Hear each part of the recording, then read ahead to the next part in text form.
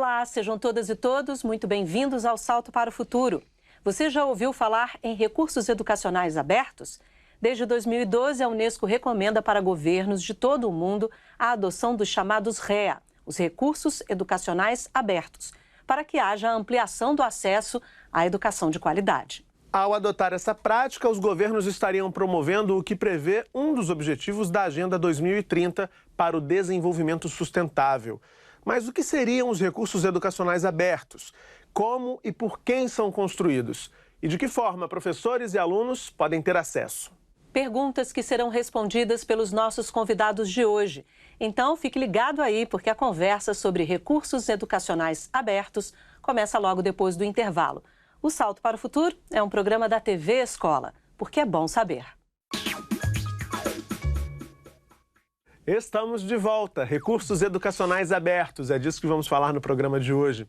Para falar sobre esse assunto, convidamos a diretora executiva do Instituto Educa Digital, Priscila Gonçalves, e o professor da Faculdade de Educação da UNB, Theo Amiel, que coordenou a Cátedra Unesco de Educação Aberta na Unicamp. Priscila, Theo, muito obrigado pela presença no Salto para o Futuro de hoje. Obrigada. Vou começar com você, Priscila. A gente deu aí pistas do que são os recursos educacionais abertos, mas acho que é importante apresentar o que é isso, esse conceito, para quem está nos acompanhando. O que são recursos educacionais abertos? Exato. Recursos educacionais abertos, segundo a definição da Unesco, que veio em 2002 já tem um tempo aí. Em 2012, a gente teve a Declaração de Paris, que veio fundamentar esse conceito. Qualquer tipo de material, textos, áudios, vídeos, que estejam disponíveis ou como domínio público, e daqui a pouco a gente pode contar um pouquinho o que é o domínio público, ou sob uma licença de uso aberto, uma licença que permita uso, reuso e adaptação. Então, em vez de eu ter um recurso que é disponível apenas gratuitamente, eu posso ter um recurso aberto. Eu posso baixar esse recurso, modificar, adaptar de acordo com o uso que eu quero fazer em sala de aula, por exemplo, projetos que eu venha desenvolver, e isso com uma licença. A importância da licença é o que a gente vem trabalhando aí, como conhecer melhor essas licenças para a gente poder encontrar os REA com mais facilidade e também compartilhar aquilo que a gente produz como REA. Quer dizer, no caso dos vídeos, para dar um exemplo aí, se o professor encontra um vídeo que é considerado lá um recurso educacional aberto, ele pode baixar esse vídeo, ele pode reeditá-lo, pode utilizar da forma como ele achar conveniente, apropriada na sala de aula, inclusive disponibilizar depois esse novo vídeo, já que ele reeditou, também como recurso educacional aberto. Exatamente. E ele precisa saber identificar esse vídeo. Então, sempre lá no descritivo do vídeo, normalmente tem no YouTube, no Vimeo, que são repositórios de vídeo, tem lá escrito se eu tenho uma licença, normalmente a Creative Commons, que é uma licença aberta, ou então é o standard do YouTube, por exemplo, que a maioria dos vídeos estão assim, significa que não pode baixar. Pela nossa lei de direito autoral, para eu baixar, eu preciso pedir autorização desse autor. E quando eu encontro vídeos com a licença, exato, eu posso baixar, de repente eu quero usar uma parte desse vídeo para construir um outro vídeo com os meus alunos na escola.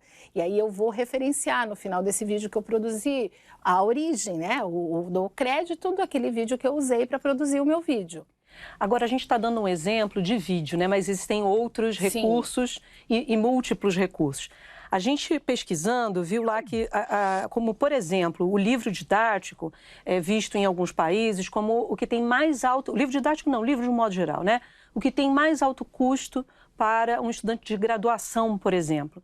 Como é que poderia um livro, uma obra que tem aí direito autoral muito concreto, pelo menos imagino que nos outros países e aqui no Brasil também, se transformar num recurso educacional aberto, Theo? Então, a questão do livro didático é uma bandeira de muitos países justamente pela facilidade de identificar o alto custo e a obrigatoriedade de compra. Um aluno de graduação numa universidade normalmente gasta uma porcentagem razoável da sua verba, vamos dizer, disponível para comprar livros didáticos. E como normalmente esses livros são fechados, em sua grande maioria, o custo acaba sendo muito alto ao longo de um período de graduação e para muitos alunos acaba sendo até uma barreira para o acesso à educação. O mesmo acho que vale para o ensino básico, onde o governo, ao contrário, gasta uma quantidade razoável de dinheiro, na ordem de bilhões de reais por ano, para comprar livros didáticos. para transferir esses livros para os alunos. Então, o livro didático se torna uma referência do que é o material educacional utilizado por professores de ensino básico, por alunos, para eles aprenderem no ensino de graduação. O que a gente tem visto é um movimento muito grande em alguns países do mundo, que agora também tem acontecido de maneira suave, mas já persistente no Brasil, de começar a achar maneiras de não ver o livro como uma obra fechada, que é entregue na mão pronta para o aluno e para o professor, mas que seja mais um recurso que possa dar margem a uma série de outras atividades, de outras produções, quer dizer, um material mais vivo, que possa levar não só a novas maneiras de interagir com o livro, né, de adaptar para conhecimento local, de tirar pedaços do livro para um contexto e para outro, e juntar com outras coisas, com coisas que são feitas naquele ambiente, mas também pensar em novas maneiras de como a gente produz e dissemina o livro, né? Vamos pensar aqui livremente sobre essa questão. Já que existe a questão do direito autoral, isso seria na contratação, né? Na forma como o governo, os governos contratam esse material. A partir do momento que eu uso dinheiro público para adquirir uma obra dessa, eu vou pedir de você que torne ele aberto para que eu possa fazer esse uso dessa maneira como você está apontando? É por aí? Acho que você acertou num ponto muito importante para a gente, é uma frase que a gente usa com uma frequência, o Ministério tem usado cada vez com mais frequência, o Ministério da Educação, que é o que é público tem que voltar para o público. E esse é quase um lema dos recursos educacionais abertos, onde a gente até tem alguns desentendimentos, mas essa é uma coisa que é um ponto pacífico. Todo mundo concorda que se o dinheiro público pagou por aquele recurso, o público deveria ter acesso. Isso vai na bandeira dos dados científicos abertos, das produções acadêmicas abertas, todo o movimento do aberto vai nessa pauta de que o que é produzido com dinheiro público tem que voltar para o público. E já no PNLD, no Plano Nacional do Livro Didático, de 2019 e 2020, e a gente espera que isso continue, já existem novas possibilidades de contratação que vão nessa linha do que você sugeriu, de que as editoras possam negociar um preço específico diferente para aquele recurso, para aquele livro, mas cedendo os direitos para o Ministério, que aí, tendo os direitos, pode liberar os recursos com uma licença aberta, remunerado de uma maneira alternativa, apropriada a esse novo regime, mas também liberando esses recursos para que o livro seja esse material que agora de posse do governo possa ser disponibilizado com uma licença livre. Uhum. A gente já vê isso dentro do Plano Nacional de Didático. Para alguns dos materiais complementares do professor, o material digital já está sendo licenciado com uma licença livre, o que vai permitir que os professores possam trocar, modificar, mexer nesses recursos e compartilhar de maneira muito diferente do que é feito hoje. Uhum. Priscila, e como é que tem sido essa questão, colocar mais um elemento? Porque tem as editoras são fortíssimas, né? E elas são... elas estão diretamente envolvidas nesse processo de compra de livros didáticos, por exemplo. O Brasil movimentou muito dinheiro já. Sim. Se não me engano, foi o maior programa de compra de livros didáticos no mundo. Acho que é o segundo. Elas estão ali, agora é o segundo. Elas estão ali sempre de olho nessa questão. Elas estão resistindo muito a essa nova filosofia, essa nova abordagem, ou a gente está caminhando já num mar mais tranquilo? Então, é interessante, porque eu posso dizer assim, com clareza e sem titubear, que tem um interesse em conhecer melhor o que seria, por exemplo, novos modos de negócios, novos modelos dentro dessa perspectiva do aberto. E o que eu tenho visto, às vezes as pequenas editoras que têm um pouco de mais autonomia e agilidade de fazer os protótipos, pensar um livro, então tem uma editora que a gente conhece que fez um dicionário aberto. Os livros que a gente faz, os materiais que a gente faz parcerias também com editoras que topem fazer sob uma licença aberta. Então, não significa o fato de eu ter uma licença, colocar uma licença aberta, eu vou deixar de vender o livro didático para o governo, para o Ministério da Educação, porque o livro didático é uma questão que depois a gente quero falar um pouquinho disso, até desse paradigma, mas o livro ainda é importante, vai continuar sendo e por muito tempo, porque a editora pode, num primeiro momento, achar que isso vai romper ou atrapalhar um negócio que ela tinha muito estabelecido por anos. Mas o mundo todo está mudando, né? A sociedade muda, novos trabalhos, novas possibilidades vão surgindo. Então, esse modelo de iniciativa aberta também tem que chegar na educação, né? Modelo de negócio aberto, o que seria? Como é possível pensar novos modelos? Você tocou numa questão importante que existem outras formas, né? O livro didático, você falou, né? É algo que não vai sumir, ele vai continuar existindo e tem o seu lugar de importância. Mas, e aí, quando você pensa no livro didático, pessoas que supostamente têm ali uma formação adequada para escrever sobre algo.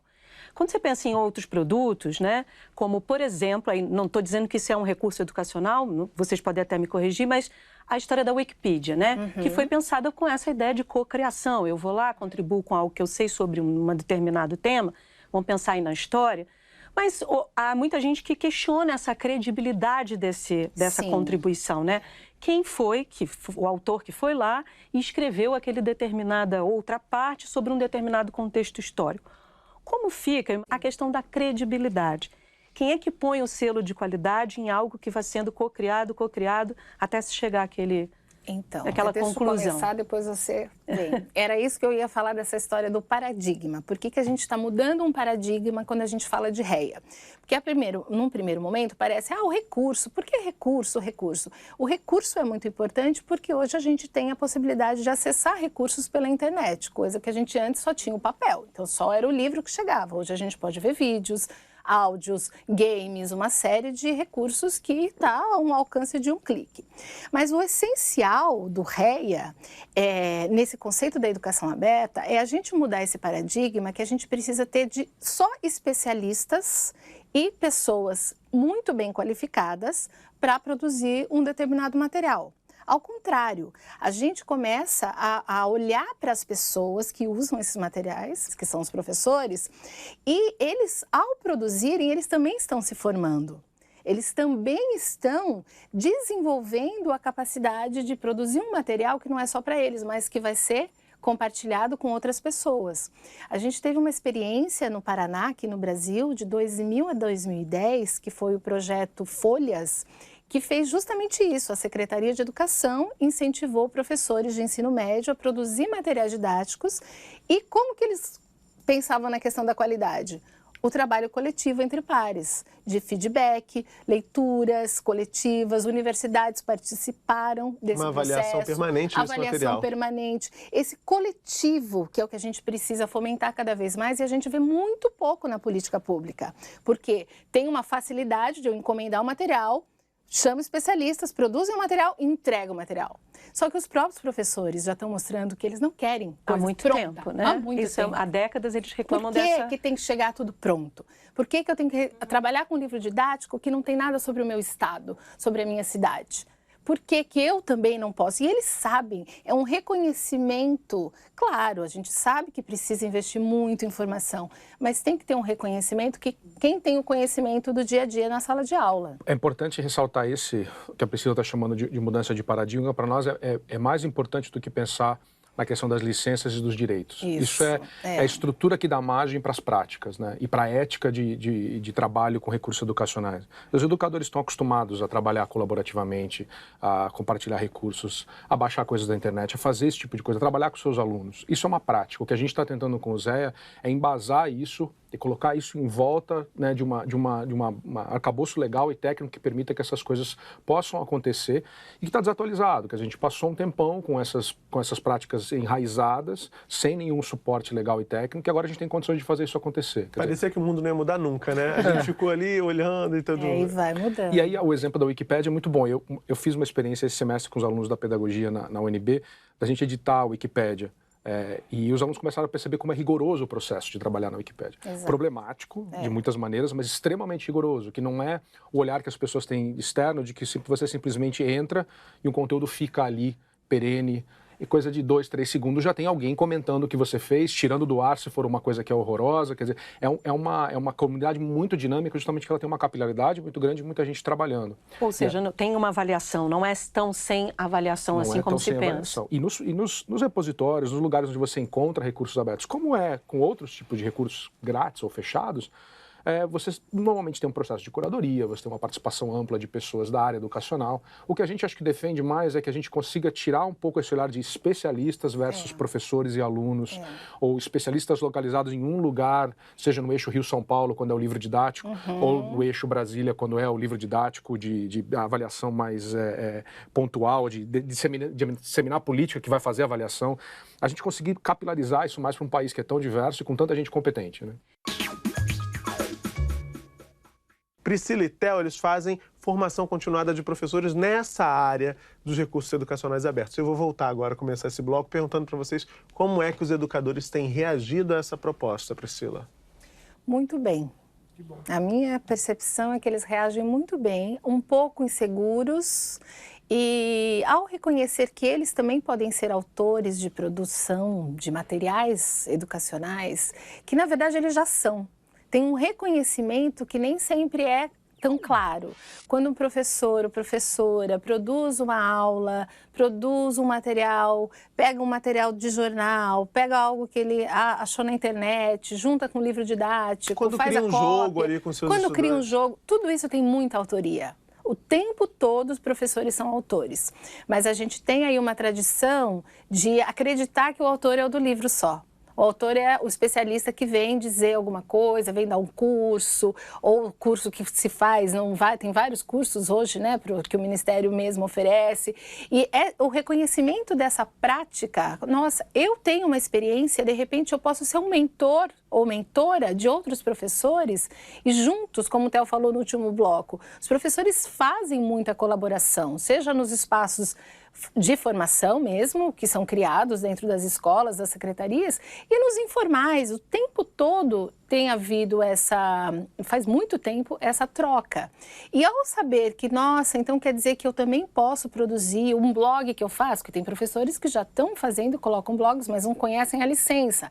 Então eu posso colocar uma licença e já mostrar que outros professores podem usar os meus materiais, podem reproduzir, podem criar outros materiais em cima do que eu fiz. Theo, qual é a principal dúvida que nessas formações esses professores têm trazido para vocês? Assim, o que eles mais temem? Qual é o principal receio? A principal dúvida mesmo? Acho que a dúvida é a dúvida que todo mundo tem, professores ou não, que é a questão do direito autoral e das licenças.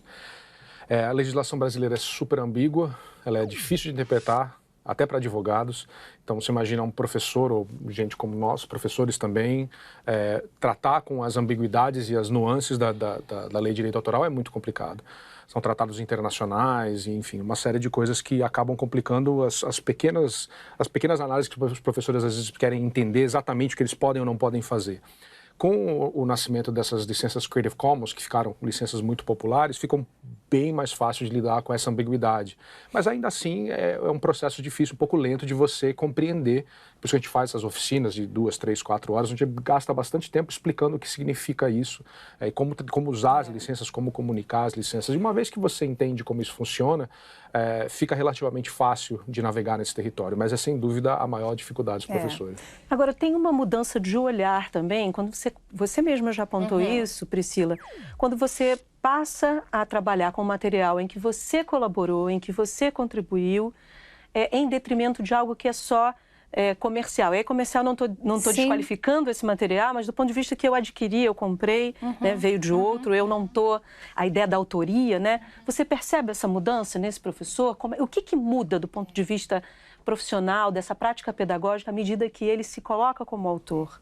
Na verdade, essa mudança ela não é tão imediata, ela é sempre um processo, porque o reconhecimento pode vir imediatamente, mas o fazer um material, assim como um autor que fez um livro didático, a percepção de que eu estou fazendo um material com os meus colegas ou junto com os meus alunos, isso também é uma formação para mim como pessoa, como profissional.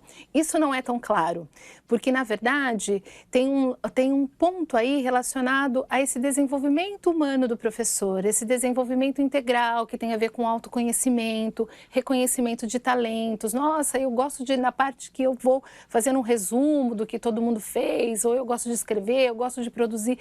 Os professores vão também reconhecendo outros talentos, que não é só o talento de dar aula naquela determinada disciplina. E todos nós temos muitos talentos.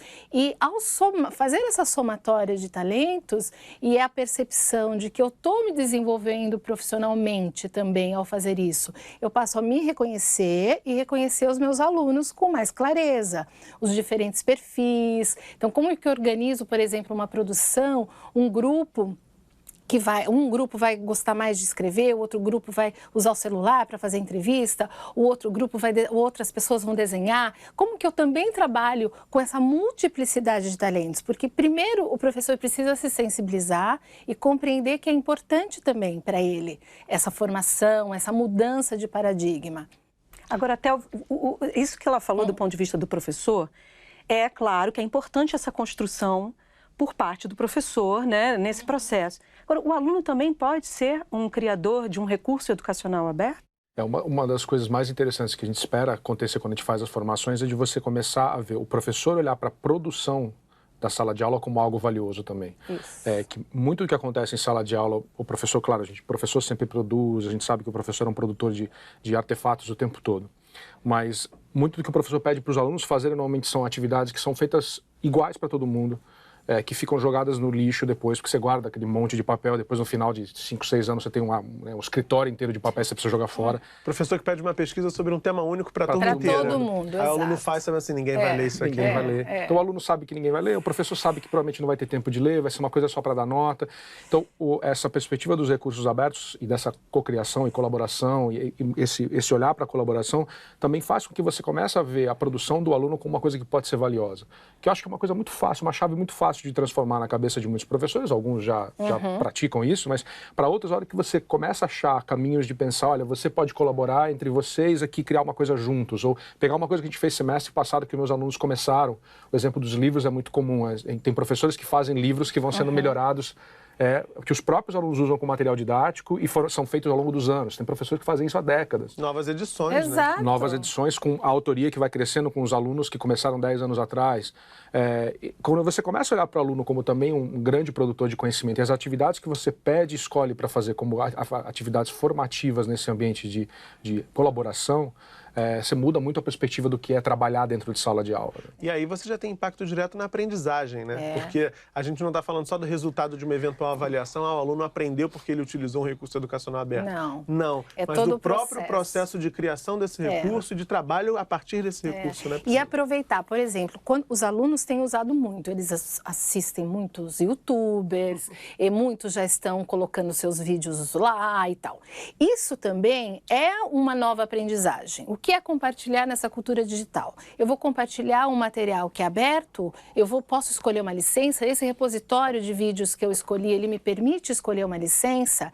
E outra, ao usar um material, vamos dizer, um vídeo, eu vou baixar, mas eu posso baixar? Por que eu não... Já tem acontecido, o próprio YouTube tem códigos e algoritmos que identificam se eu uso uma música que é protegida por direito autoral, aí você recebe uma advertência. E os alunos podem trazer isso e muitos já vão se reconhecer, isso aconteceu comigo.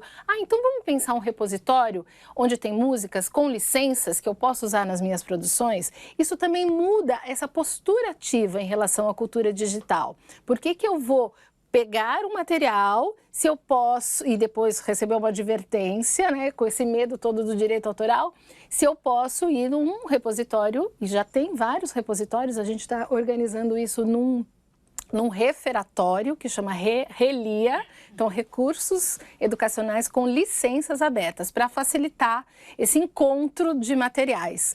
Porque ao usar uma música, eu já vou mostrando para os alunos, e aí junto com os professores também, olha, já é possível disponibilizar uma música com uma licença que a gente possa usar aqui, aí não vai ter, ninguém vai tirar o nosso vídeo do ar. Você falou lá no começo, é importante diferenciar esses recursos, né?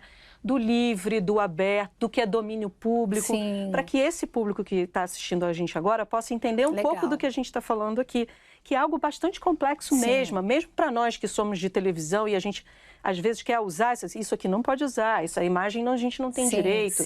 Né? Enfim, às vezes se debate muito para descobrir se tem, se pode ou se não pode. Você precisa consultar o departamento jurídico, enfim, de uma forma um pouco mais simplificada, talvez, para que a gente possa entender aqui qual a diferença e como navegar nesse universo aí das licenças, Theo.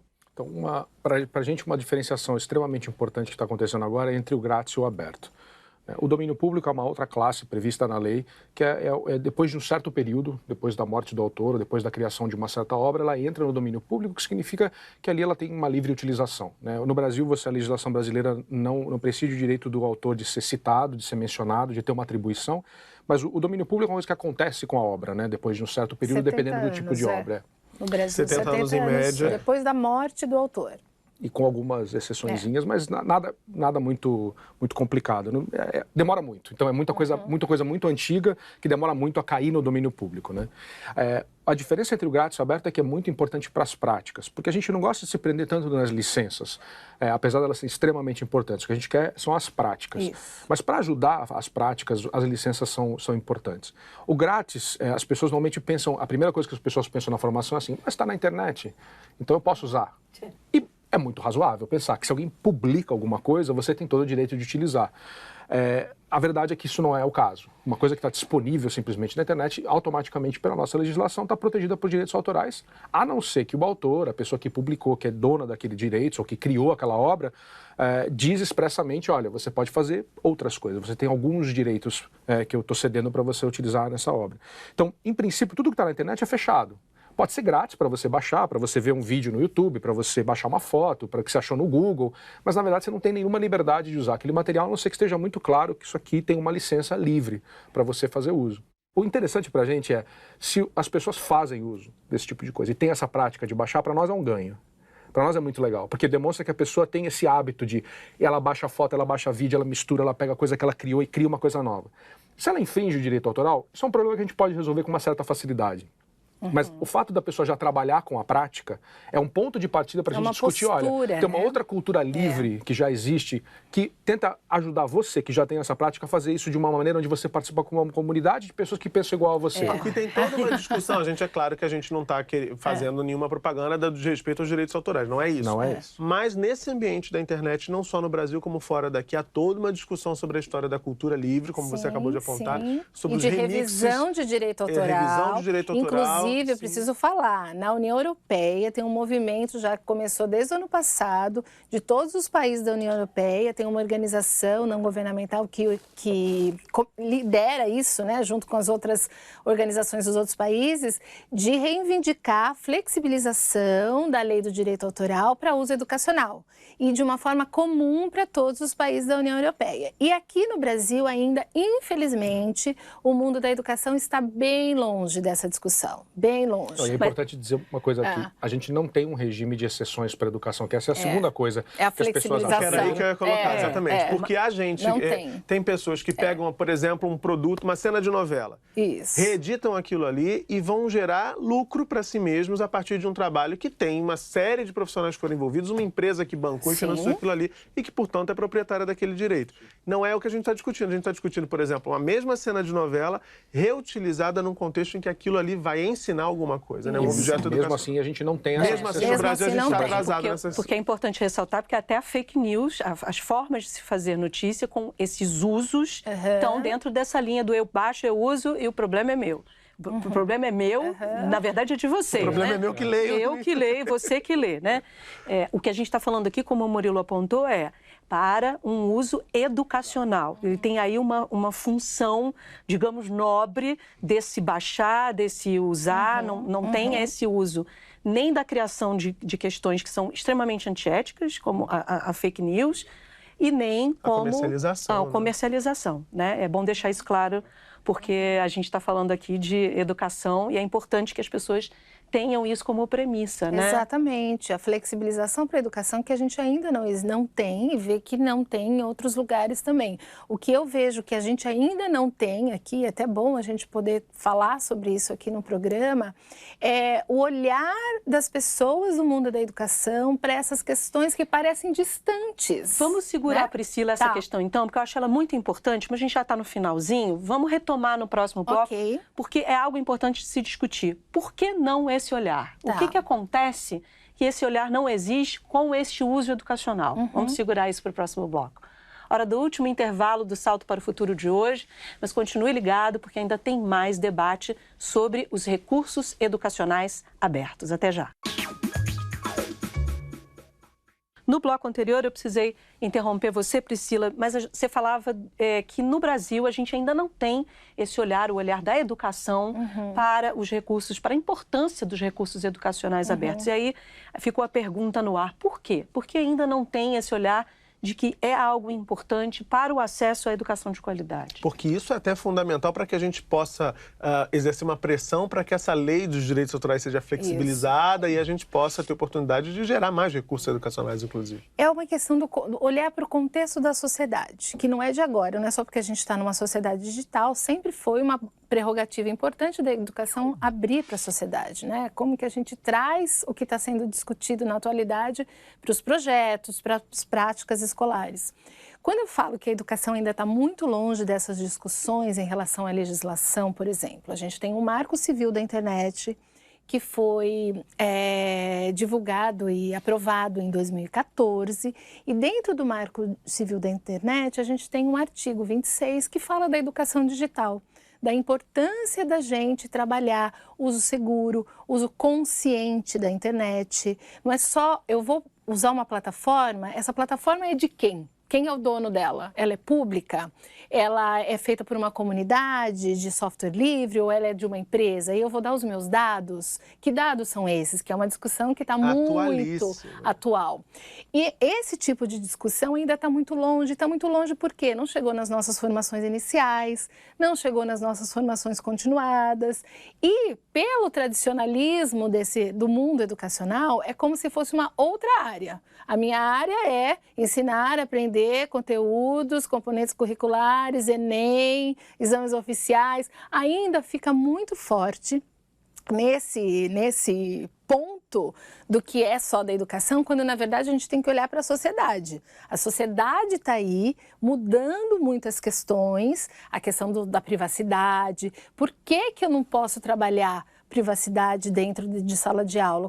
Por que é importante eu saber que dados eu estou colocando e dos meus alunos também? De repente, a gente vê algumas instituições, secretarias de educação, que fazem parcerias com empresas privadas, onde todos os alunos têm que criar o seu perfil dentro de uma empresa, para poder usar e ter acesso a N ferramentas. Será que isso é correto? E você tem uma corrente dizendo não exponham crianças de uma maneira que possa obter dados dessa criança, né? Então tem algo aí contraditório. Mas aí o que a gente tem visto nessa nossa experiência de trabalhar com a gestão pública é muito desconhecimento.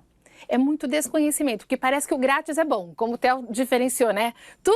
Qual é o grátis e o aberto? Chega grátis para a secretaria, ai, que ótimo, é grátis. Bom, mas o que está por trás desse grátis? O quanto que o gestor público está preparado para fazer essa análise no aspecto pedagógico, no aspecto técnico e no aspecto jurídico. No Brasil, a gente não tem uma legislação de proteção de dados, né, pessoais. Isso está em tramitação, está em discussão, mas a gente ainda não tem. E o que isso faz é uma coisa ruim, porque, por um lado, a gente acaba não tendo uma orientação para gestores públicos e para professores mesmo entenderem qual é a consequência e o que significa você participar do grátis. E não dá uma orientação também de alternativas, né, do que é possível fazer de outra maneira. Então, a nossa discussão dos recursos abertos tem muito a ver com a questão de transparência, do software livre, da cultura livre, porque entra nessa loja de discussão de você se apropriar do mundo onde a gente está vivendo hoje, da cultura digital, e conseguir trabalhar isso como uma atividade educativa. Então, não é só simplesmente vamos colocar mais recursos na praça. É justamente pensar em toda essa ética e como é viver num mundo que mudou pela intermediação dessas ferramentas e como a gente tem que ser mais proativo e não só reativo nesse mundo que está posto, né? Quando o Theo deu o exemplo, né, que a gente sabe que já acontece, né, que a gente sabe, falando do uso educacional, mas essa postura do já fazer, já usar, já baixar, que a gente sabe que acontece, isso tem a ver para os educadores, alunos, quem está fazendo isso, entender que tem novas práticas.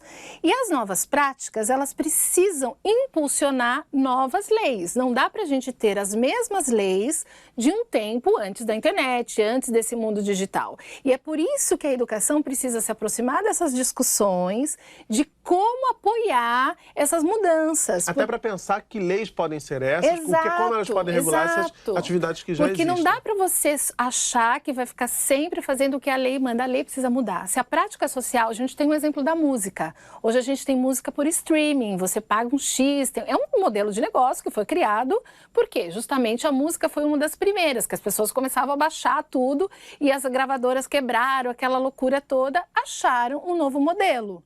Então, que outros modelos não só as empresas que trabalham com educação podem usar, mas também o que isso afeta na minha prática, no meu fazer, no meu aprender junto com os meus alunos. Tem sim a ver com a legislação, que esse todo é olhar a sociedade e como isso implica, né, nessa mudança que a gente precisa ter.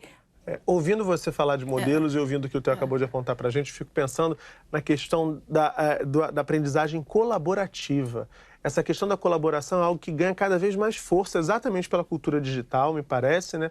É muito comum esse tipo de troca. A Bárbara citou o exemplo da Wikipedia, em que isso acontece, né? Você nem conhece a outra pessoa que vai colaborar, vai editar o artigo que você escreveu e assim a coisa vai indo. E vários outros exemplos nesse ambiente online que isso acontece. E isso me parece algo muito transformador do ponto de vista da educação, porque a gente vive um momento em que a sociedade é muito competitiva.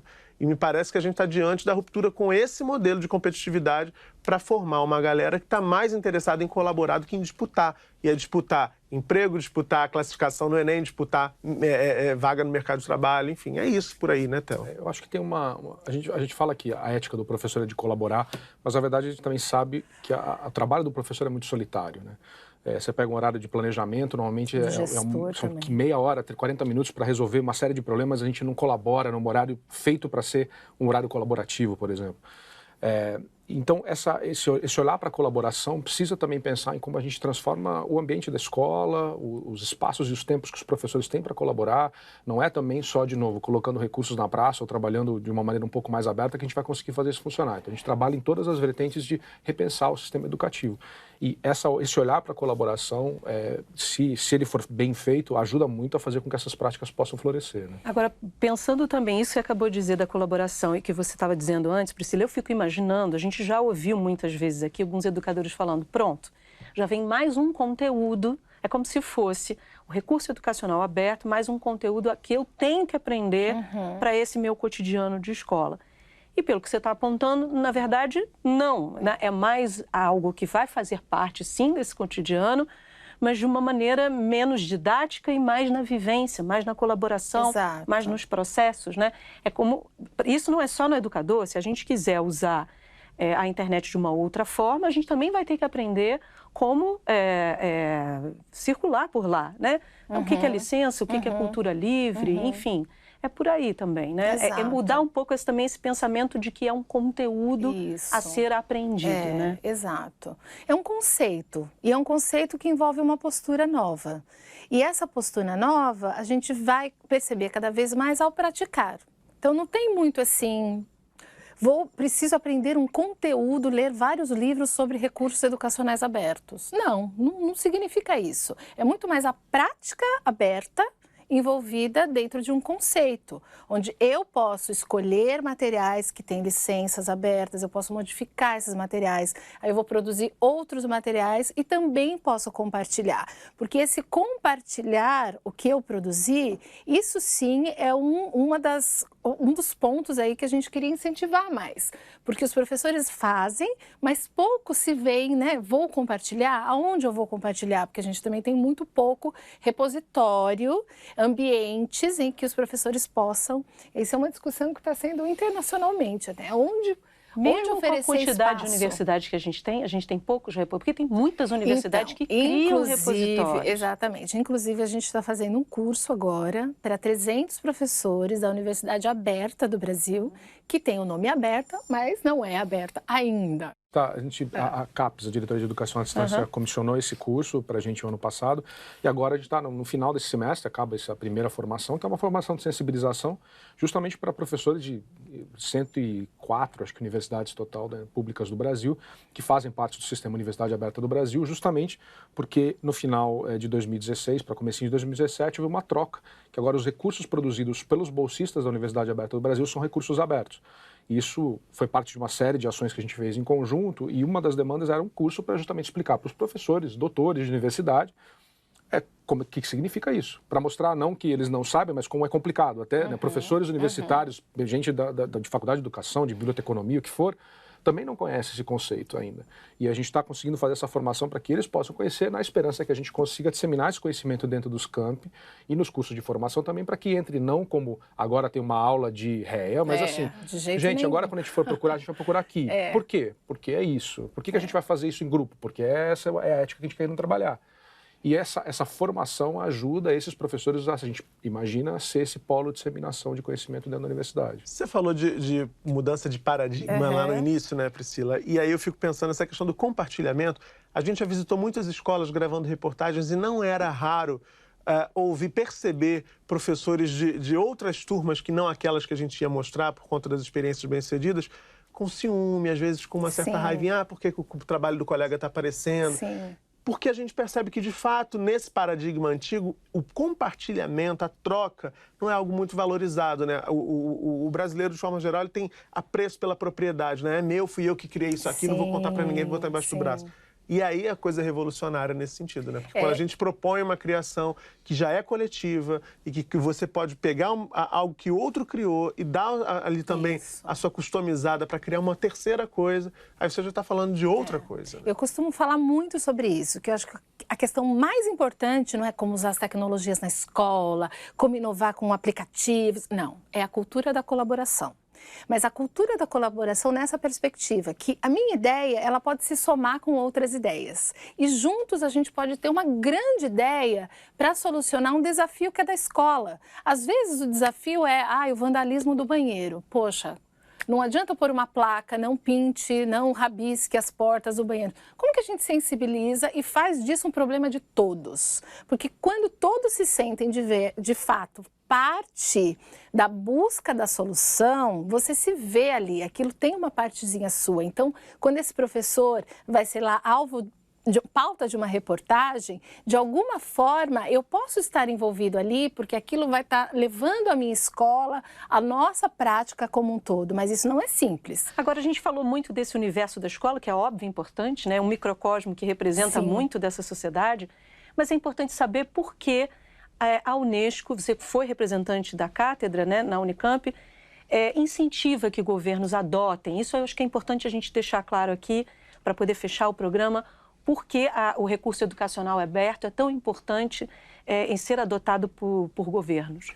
Uma das iniciativas da Unesco, uma das razões que a Unesco preza muito os recursos abertos é porque tem um lema, né, de educação equitativa, de qualidade, educação inclusiva. Né? Os recursos abertos estão muito prontos para trabalhar, por exemplo, a questão da acessibilidade, utilizar padrões internacionais que permitam que a gente possa trocar esses recursos em formatos que sejam acessíveis por todos, né? Que uma pessoa que tem algum tipo de deficiência possa acessar aquele recurso com facilidade, para que o recurso possa ser disponibilizado de formatos diferentes para que alguém tenha pouca banda de acesso à internet consiga também acessar aquele recurso.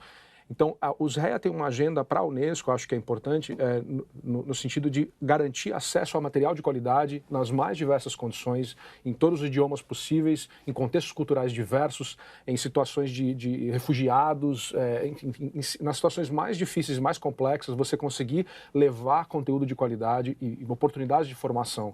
Eu acho que esse é um pouco o olhar que tem nos Objetivos de Desenvolvimento Sustentável, que ajudam a embasar essa agenda tão forte por trás dos REA, que leva a 2019 agora a possibilidade de uma recomendação da Unesco para recursos educacionais abertos, para que todos os Estados-membros da Unesco tenham a obrigação de reportar o que estão fazendo em torno dos REA, o que seria um grandíssimo avanço nessa área, né, para que todos os estados consigam avançar políticas nessa área. Né? Só para deixar claro, ele é um pilar, né? Ele é um pilar do objetivo número 4. Do desenvolvimento sustentável, que faz parte da agenda para 2030. Exato. E o Brasil é signatário aí desse acordo. Sim. Tá certo. Com certeza a gente vai voltar a falar disso, porque é um assunto estratégico, não só para o Brasil, para o mundo inteiro. Posso falar, Você quer mostrar, Murilo? né, Eu quero Priscila? mostrar esse livro, que ele foi lançado ano passado. É um livro feito para gestores, não só gestores públicos, mas gestores de instituição educacional, privadas, organização não governamental. E a gente vai falar aqui um pouco desse contexto da sociedade digital, por que a gente está falando de educação aberta, como implementar uma política de educação aberta, que envolve aspectos pedagógicos, técnicos e jurídicos, que a gente falou bastante aqui no programa. E esse livro está disponível, educadigital.org/guia-EA. Todo mundo pode baixar. Tá certo, Priscila, Theo, muito obrigado. Obrigada aos dois. Fica a dica para você fazer o download, a gente colocou aqui o endereço na tela, educadigital.org.br, você acha lá o guia.